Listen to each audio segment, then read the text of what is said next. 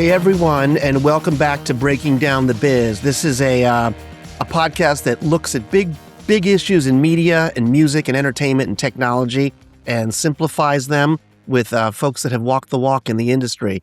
I'm Seth Schachner, your host in Los Angeles, and today we've got a really special and super interesting episode with just a great executive from Stingray USA, the president, Mr. Jim Riley. Jim, welcome. So glad to have you here. Hey, Seth.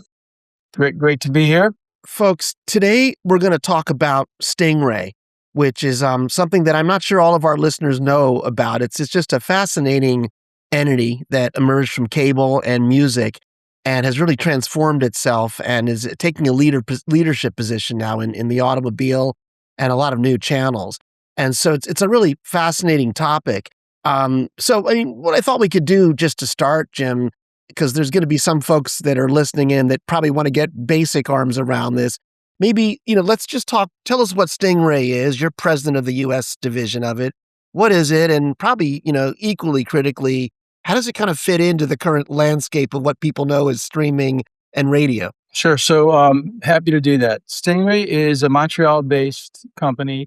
We think of ourselves as media, music, and technology, and we've got equal portions of all those. We operate three major units. One is 120 radio stations across Canada, all the major markets in Canada, in some cases, multiple stations per city.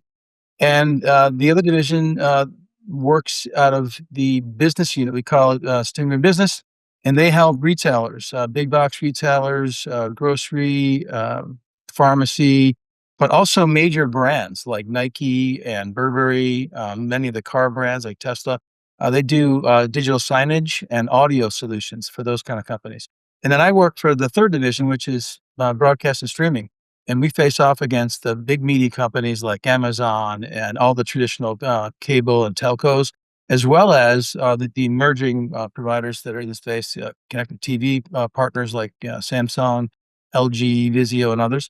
And as well as our partners in the connected travel space. And that's the category I think that you're most focused on today. Definitely. But so just to drill down one little step further before we jump into that, but I mean, different from a Pandora or a Spotify, you're aggregating content, you're directly offering, you're licensing it. Maybe just give us a little more of a feel for how it touches consumers and some of the audio streaming experiences. Sure, absolutely. So the company operates a whole range of products, both channels as well as applications. And when we get the rights for content, we look for those rights across all platforms. So let's just say karaoke or Quello concerts. When we get those rights, it's not just for TV or for applications, but for all. And increasingly, we're morphing those to work in every other ecosystem you can imagine, whether it's direct to retail side or to our partners in the travel space. So it's pretty diverse. And just it's worth just mentioning just for briefest. I mean, you guys had an amazing backstory, right? You came out of, if I recall, cable. There used to be channels that were on cable boxes, and it's really grown well outside the boxes of that now to a really multifaceted entity. It has, yeah. We operate thousands of radio music stations that are available again on TV and applications. We operate a whole range of ambient channels that you can find on your TV sets on your fast platforms like LG, Samsung, and others. And we increasingly have entertainment-based products like our Quello and our karaoke products. And again, in all cases, we make sure we have the rights to use those globally, sure, and then across every single platform. And so that's why I think we're getting as much attention as we are lately, because unlike many other partners that operate only in one region, like say the U.S., like an iHeart, for example, or others that are in the TV space, they operate in just certain territories and regions. We're global, and our scope is global, and our reach is global. And importantly, the company is a publicly traded stock on the Toronto Stock Exchange, worth about $1 billion Canadian. And the company's grown dramatically since, as you said, the early days, where we were primarily channels on the VOD platform, which is where I met Stingray back in the day before I even met you, Seth. I was working over at Ubiquity, and they were a client.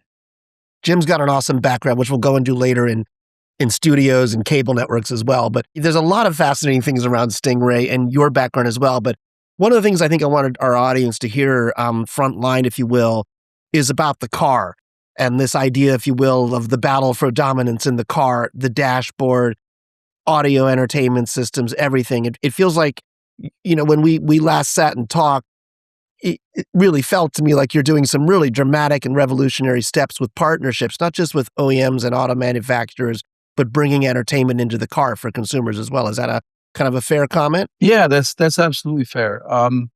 To give you some background, we got an outreach about 8 years ago from Mr. Musk's company, and it came in the form of a question mark that he tweeted out, karaoke with a C and a question mark, and his team took that as their instructions to go figure it out and make it happen. Mm, So they came to us, and we sat together, and because we have the world's biggest licensed library of content, they said, "This is a match made in heaven. Let's figure something out." yeah. And we did. And so since that time, we've launched about 20 OEMs with our karaoke product, which is sort of a preeminent offering in the car. And it's taken many shapes, and we've learned a lot along the way. But these days, it's primarily offered as an embedded application, free to customers to use. And we recently introduced a really cool app or application and feature around scoring, where you can test your confidence at singing a song based on the pitch. Each syllable is matched in metadata, and you can sing into a microphone or into the in-cabin mics and get your score. So it's gamified, it's social, it's a lot of fun. Love it. And so this is obviously, let me just take it down to the individual driving down the highway or something like that, or Main Street. This is in the car, Tesla's, but presumably other manufacturers as well. And the lyrics come up and you're singing along to it, or how does it kind of work? And Yeah, there's different applications, right? IVI, in-vehicle infotainment, is taking many shapes, and I'll talk about China in a minute because I just got back from there. But typically, there's a central console in the car, big screen, and getting bigger. Some are going across the entire screen, co-pilots, and many now rear screens. So in a typical scenario where there's a single screen center console, when the driver goes into drive mode, that screen freezes on the artwork of the song. But we have a QR code, and passengers can grab their phone and click on and keep the fun going, controlling the same controls you have on your IVI dashboard. You can do through your phone, and you're hearing the audio, and all this the scrolling occurs on your connected device. But in more and more cars, there's these secondary devices or screens which allow for scrolling lyrics without distracting the driver. that's awesome. And it sounds like from the Tesla originally, but you've built it with lots of other relationships, it sounds like. Oh yeah. Since then, we've added big companies like Ford and Volvo, Audi, BYD, and many of the other emerging Chinese OEMs, Hyundai, and again, the list goes on. Yeah. Karaoke is one of those sort of no-brainers, right? Yeah. I mean, I've done work, as you know, in karaoke with an app called Smule, and Yeah. there's certainly others that are out there in the market. And it's one of those areas where, I mean, kudos to you and to Stingray, because, the media and the press and the industry sometimes focuses on certain things and they ignore other things. Karaoke is something that I often hear rising to the right, and it's enormously popular with people. Some markets I know around the world get enormous uptake from it. Yeah. Yeah, and it's incredible how some of our partners have really embraced it and turned it into a promotional and frankly as a customer acquisition tool. I've been at several events, dealer events, activations in markets, big shows like the Munich AI show and here in Beijing recently, where they wrap the entire car with karaoke, and it is the way people come in and connect. The first thing you do when you get into these new cars, you touch the screen, you play at the screen. And it's been proven in China, year over year.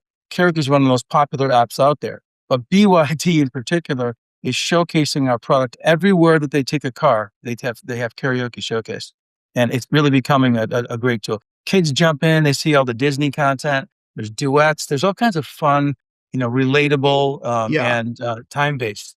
And so it's worthwhile to mention to our audience, because I don't know everyone knows what BY. This is a massive Chinese EV, right? That I don't know if it's been let into the United States for regulatory concerns, but it's a big competitor to Tesla for sure, and it's got a huge footprint around the globe, right? It's true. BYD is the largest distributor of NEV cars in the world. And what's true is that there's several others that are in that same category. BYD is one that doesn't make any ICE cars anymore. So no internal combustion. They make hybrids and a whole range of other types. But their big claim to fame was, their Blade battery and their electric vehicles that are crushing. Yeah, super cool. So, they got to ask a question about the business model of it. I mean, I don't know if it's free to users. Does it kind of feel free with some sort of data subscription when you get the car, or you get the deals from the comes from the auto manufacturers? You hit the nail on the head, Seth. It's really up to the OEMs. We work with them to figure out the best way to work within their system. Most of them have some kind of a data plan, and they want to bring features and products to underpin the value of that.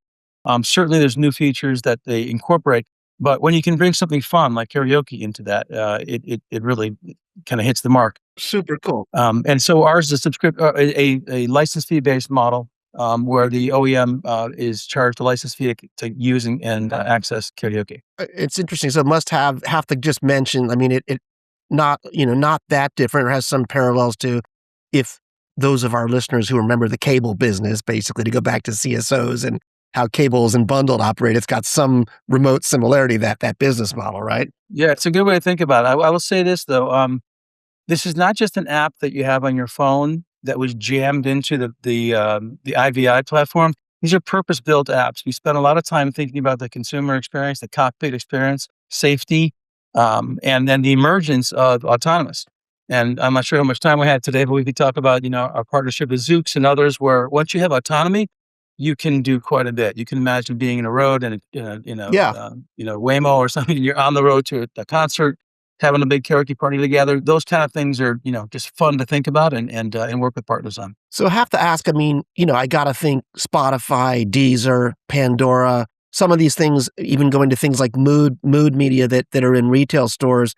How have you guys been able to kick butt in the car and take this such a great dominant position? Are there others that are sort of on the radar trying to get into the big three or BYD, whatever it might be? There's a number of companies, as you can imagine, in the music category, Seth. There's tons, right? We know about Apple, Spotify, and Sirius, and all those players. And there are people who enjoy those experiences. I'm an Apple user, so I go in the car. My natural connection is connecting to my playlist.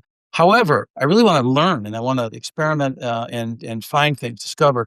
So in that regard, we've come up with some pretty cool models that we can invite customers into our experience in a different way. We don't think so much about competition, how we're going to beat them, we just talk to our customers and we really partner with them. So, we're a B2B2C company. So our customer is Ford, it's BYD, it's GM, whoever it is.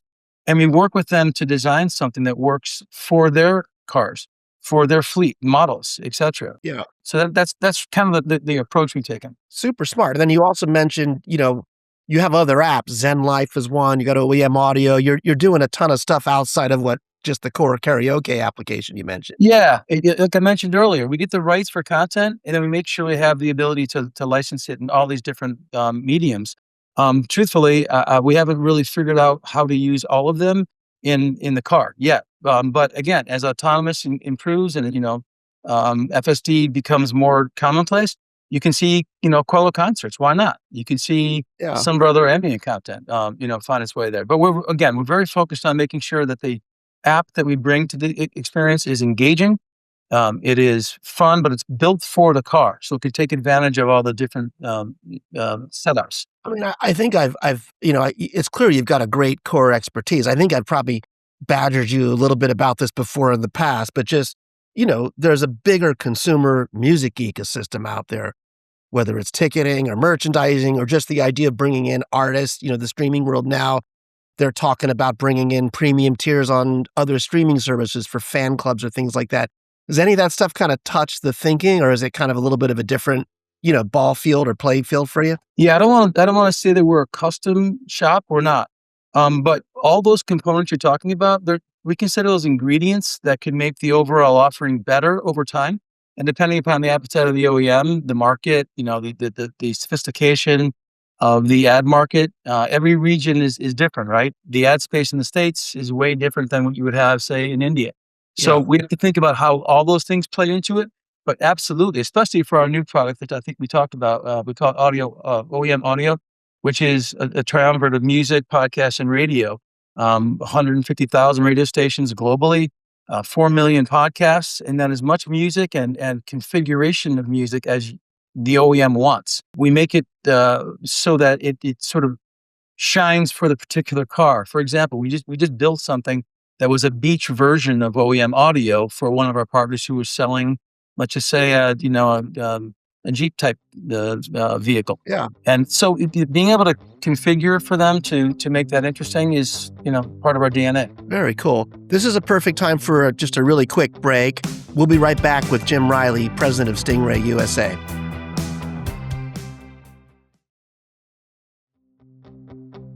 Okay, we're back on Breaking Down the Biz with Jim Riley. We're having a fascinating discussion about Stingray, which has really grown way beyond its roots. Jim is president of the U.S. company. And, Stingray recently announced a purchase of an entity called TuneIn, which is in a lot of your living rooms and home entertainment systems and aggregates lots of different audio services. Thought I'd bring that up and hear what that was all about just briefly, Jim. Sure. Yeah. So TuneIn was a big acquisition for us, and impressive catalog, impressive group of people, a very impressive advertising stack that has been a great addition to the company. Eric Boyko, our CEO, has built his company over the years, acquiring businesses. He's a ridiculously good negotiator and businessman with a good vision to sort of what's happening and where things are moving. I think with TuneIn, we found a great partner in the space. We knew we were moving more aggressively into the connected travel space. They have a great presence, not only there, but also in, as you know, connected devices. So it made sense. The teams are together now, and we're enabling, I think, some really cool features across a whole range of devices. So more to come on that. It's a relatively new thing, but we're thrilled to have them as part of the business. That's awesome. I mean, anything like is it something where would consumers see anything different in the near term, or it's kind of something that'll just be adjusted over time, or? Yeah, I'm thinking they'll probably see an enhancement in the music category. We have, as you know, global rights to a whole range of products that we put together, and we've enhanced that already on the TuneIn platform. Again, and TuneIn continues to innovate. They have a really smart engineering team over there and brilliant ad group. So you'll start seeing some maybe create more creativity on the ad sites. But the company's doing great, so we're very happy to have them on board. No, it's really great. I mean, one thing that comes up when I listen to you, and I know some people over at TuneIn as well, and someone who's kind of come out of the core of the biz for labels and studios, is just this idea of rights, whether it's audio rights or we didn't really talk about video rights, but I'm sure you've got a take on that because you've got such a broad footprint. How does that work, and what are you doing in that space? Yeah, well, I will say this: it's something we take very seriously. The company was built on the rights that we get from our label and PRO partners. So we need to manage and respect those rights very, very carefully. And it varies, as you know, region by region around the world. It does also speak to the fact that the Chinese cars coming out of that region, once they leave China, they need to really respect those rights, and they appreciate that. So they come to partners like us, especially those who are leaning in, like we are in the auto space, to trust that when they do a deal with us, they know all that can be handled, and there's not going to be a phone call from an attorney, reaching out for that.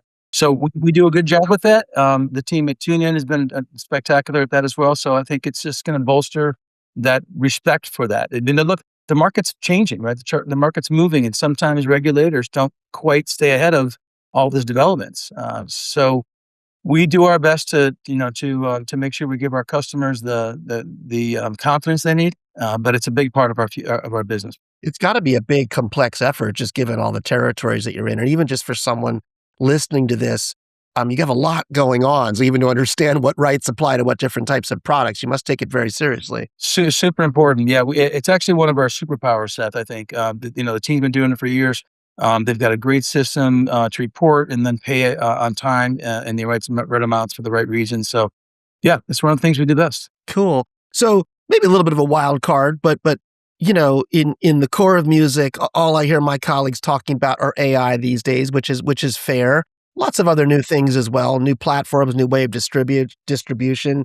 It sounds like you've got a certain core proposition, but does AI or some of these things that at least people think might transform parts of the center of the music industry, does that come into what you're doing at all, or is it kind of a sideshow? It's a great question. I mean, it's a real temporal question. Everybody's talking about it, right? So two areas, or maybe three. we use AI internally at our company. Again, I mentioned the fact that we're music, we're media, and we're technology. Technology, a big part of our company. So we were way ahead on AI, and internally we have tools and systems we use all the time to optimize our internal communications as well as external. So that's one. Two is there are a whole range of music categories, as you know. There's everything from the newest to the classics to the ambient to the sort of experiential side, right? Including Mm, some of what we do in Zen life and guided meditations and background ethereal music. So we'll consider all kinds of sources for that, including our own produced stuff. That said, where AI is really I think shining for our customers is in personalization. We're talking to many of our partners about not only this notion of the triumvirate of music, podcast, and radio, but personalizing that in a way that, let's say, I'm interested in hockey and local news and international, soccer, football, um, and my local weather. I can put that together and get my own version of Jim Riley audio or radio, if you will, mm. including the use of potential AI voices, which we pull in from real people because we own 120 radio stations across Canada. Oh, We wow. know what DJs talk. We know and we can synthesize voices and in partnership with them as opposed to creating something without them. I think you can look to our company to innovate around those areas over the next year or two. And yeah, we're big proponents, but we also respect the rights of the But you're in a great position. It's so much smarter because, I mean, obviously, we've seen streaming services come out without licenses or AI platforms without, and I think it's harder to go yeah. back and so it sounds really smart. It's fascinating, Jim. Um, well, just also wanted to mention you didn't come into this by accident, right? You've worked in some really interesting parts of the studio system. We worked together at something called Medium Wharf that I think is now Whip Media. I was Mhm. chasing down some deals for you in Latin America, if I recall. Um, That's right. just yeah, it'd be good to get a little bit of a sense of your background and how and why this appealed to you. It sounds like it's a really interesting match. Well, I tell you, I've been blessed. I work with a lot of great people over my career, including yourself. I like to build things and be in a place where we're creating as opposed to just selling a widget. This particular company I learned of early in my career when I was at Ubiquity doing VOD, VOD 1.0 with the cable companies. Mhm. And it was tricky to do that, right? It was tricky to really scale that. But we needed content that could demonstrate the value of that new technology at the time, right? VOD. Movies are obvious, right? The adult category kind of sells itself. But the other stuff, it wasn't there yet. There wasn't the Olympics yet. There wasn't everything on demand like there is today. So we brought products that were fun and unique, and we met Eric and the team. And VOD for karaoke, it made complete sense. Drop something on there, go through a schedule. So in the same way, we're kind of redoing that now in the automotive space, getting customers familiar with the IVI platform and how to use it and engage. Karaoke is a great example of a product that in the content category you can use to drive awareness and again, sales, etc. So I feel like I've been able to take some of my old life and career along the way in developing those new techs, and then applying it here, and then working for a company that again is forward thinking about this stuff. But all the same rules that you and I had to learn and sell in and manage, Yeah. respect over the years apply here as streaming has really exploded and our fast business has really taken off. We're doing some really innovative things there. I draw on all those historical experiences, whether it was my time at out here and on the West Coast when I moved here for a couple of years and never went back. Seth, as you know, we've talked about Mhm. that. Yeah, Yeah, there's a lot happening on that's the cool. West Coast, and it's always been part of my DNA for sure. Really appreciate your joining today, Jim. So where for listeners, I mean, where would you say the best spot is for them to listen to Stingray or recognize some of the services from TuneIn or wherever it might be?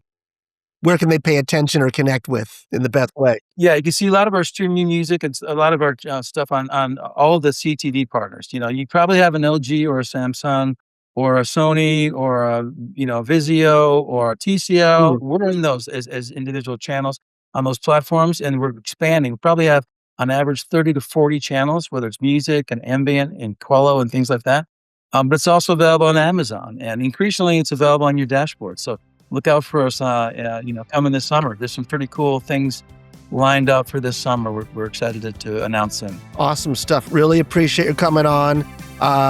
Thank you so much, Jim Riley. Everyone, this has been another episode of Breaking Down the Biz. We want to thank Jim Riley for coming. Check us out in the App Store, and please hit subscribe if you like us. Thanks again for coming on, Jim. Great seeing you, Seth. Congrats on the business. Thanks, man.